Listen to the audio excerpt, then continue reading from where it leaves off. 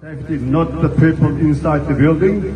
And again, and everybody in here, thank you for the Chinese people, Uyghur people, and the Hong Kongers, because they all here in one goal.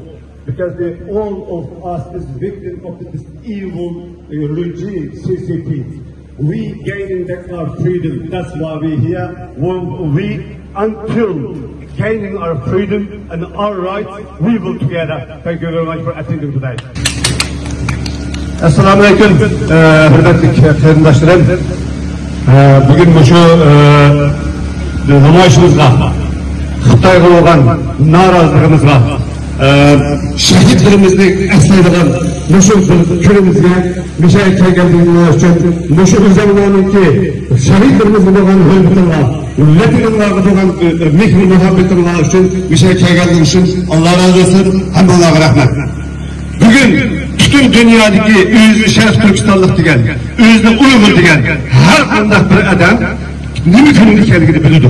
Bugün Şərq Türkistanlıqlarning, bugün Uyg'urlarning Xitoyning tajovuzchiligini qabul qilmaydiganligini, Xitoyning hukmronligini qabul qilmaydiganligini e'lon qilgan kun.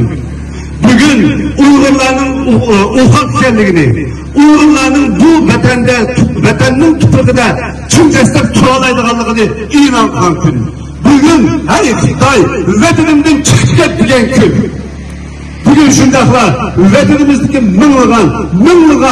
minglab xalqimizningki Xitoy tajovuzlariga qarshi oqqizgan issiq qonlining vatanning aziz tuprog'iga birlashib ketgan kun.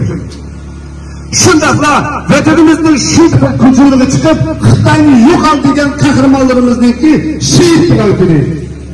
Bizning shu shehidlar qatoridan bo'lishini, shundaqla bizning shu issiq qonimizni shu vatanning tuprog'iga sirishtirishni Allohdan bilgan va shehid bo'lgan qahramonlarimizni qabrida duo qilishimizni shu bilan birga bir yashni umid qilaman.